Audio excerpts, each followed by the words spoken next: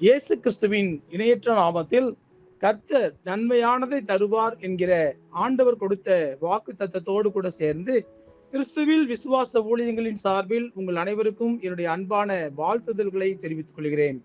இன்றைய நாளுக்கான golden apple சங்கீதங்களின் புஸ்தகம் 37ஆம் சங்கீதம் 6ஆம் வசனம்.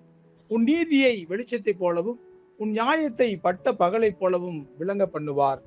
இன்றைய செய்தியின் தலைப்பு நியாயத்தின் பக்கத்தில் ஆண்டவர். நியாயம் உங்கள் பக்கமே இருந்தாலும் எல்லோரிடமும் அதை வாதிட்டு புரிய வைக்க முயற்சிக்காதீர்கள். ஏனென்றால் நியாயத்தை வெளிப்படுத்துவது ஆண்டவருடைய வேலை. ஏனென்றால் நம்முடைய ஆண்டவர் அநியாயத்தை எப்பொழுதும் வேடிக்கை பார்த்து கொண்டு இருப்பதில்லை. யோசேப்பை ஆண்டவரும் நேசித்தார், யோசேப்பின் தகப்பனும் நேசித்தார். ஆனால் யோசேப்போடு கூட பிறந்தவர்கள் யோசேப்பை நேசிக்கவில்லை. அதனால் அநியாயமான காரியங்களை யோசேப்புக்கு செய்தார்கள். அன்பில்லாததுதான் அதற்கு மிக முக்கியமான ஒரு காரணம். யோசேப்பை குழியில் போட்டார்கள், யோசேப்பை அடிமையாக விற்று போட்டார்கள். எந்த ஒரு சூழ்நிலையிலும் யோசேப்பின் மீது அன்பு காட்டவே இல்லை. ஆனால் ஆண்டவர் யோசேப்பின் பக்கம் நியாயத்தை நிலைநாட்ட விரும்பினார். அதற்கு ஒரு முக்கியமான காரணம் உண்டு. தனக்கு எதிராக நீதி மறைக்கப்பட்ட போதும் அநியாயமான காரியங்கள் நடைபெற்ற போதும் யோசேப்பு மிகவும் பொறுமையாக இருந்தார். எந்த ஒரு இடத்திலும் யோசேப்பின் குற்றமற்ற நிலை நிரூபித்து காட்டப்படவில்லை. காலங்களும் ஓடிக்கொண்டுதான் இருந்தது. ஆனால் யோசேப்பு பொறுமையாக சகித்துக் கொண்டிருந்தார். இது எப்படி இருக்கிறது என்றால், மேக கூட்டங்கள் சூரிய வெளிச்சத்தை மறைத்துக் கொண்டிருப்பது போலதான். எவ்வளவு நேரம் மேகத்தினால் மப்பும் மந்தாரவுமான ஒரு சூழ்நிலையை உண்டாக்க முடியும்? மேகத்தினால் ஒரே இடத்தில் நீண்ட நேரம் தங்கி இருக்க முடியாது. அது சூரியனை விட்டு கடந்து போய்தான் ஆக வேண்டும்.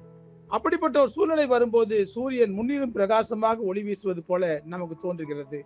ஏனென்றால் சூரியனுடைய வெளிச்சத்தை மறைத்த மேகங்கள் கடந்து போயிருக்கும். நம்முடைய வாழ்க்கையிலும் சூழ்நிலைகள் எப்பொழுதும் ஒரே மாதிரி இருக்காது. ஆனால் இதுவும் கடந்து போகும் என்று நாம் நினைக்க வேண்டும். நமக்கு அநியாயமான காரியங்களை பிசாசினால் எவ்வளவு நாள் செய்ய முடியும்? அவன் நம்மை விட்டு ஓடி போகிற நேரம் வரும்போது நம்முடைய வாழ்க்கையும் பிரகாசிக்கும். இதை ஒருவராலும் தடுக்க முடியாது. கர்த்தர் நம்முடைய வாழ்க்கையில் நீதியை நிலைநாட்டும் வரை நாம் தான் பொறுமையாக இருக்க வேண்டும். உங்களுக்கு விரோதமாய் எழும்புகிற எந்த ஒரு காரியங்களும் கண்டிப்பாக வாய்க்காமல் போகும் என்கிற நம்பிக்கையோடு கூட காத்திருங்கள். இந்த உலகத்திலே எதுவும் நிரந்தரம் கிடையாது. நம்முடைய கஷ்டங்கள் கடந்து போகும். நீதியும் நியாயமும் நம்முடைய வாழ்க்கையில் நிலைநாட்டப்படும். கர்த்தர் நன்மையானதை தருவார். ஜெபிப்போமா? அன்புள்ள ஆண்டவரே, உலகத்திலே பல சமயங்களிலே நாங்கள் ஏமாந்து போய் நிற்கிறோம். பல சமயங்களிலே பிசாசு எங்களுக்கு விரோதமாக சூழ்ச்சிகள் செய்கிறான். பல சமயங்களிலே கலங்கி தவிக்கிற நேரங்களில் எல்லாம் நீர் எங்களோடு கூட இருக்கிறீர் என்கிற நம்பிக்கை தான் எங்களுக்கு நம்பிக்கை ஊட்டுகிறது. ஆகவே உண்மையே நாங்கள் சார்ந்திருக்கிறோம் ஆண்டவரே.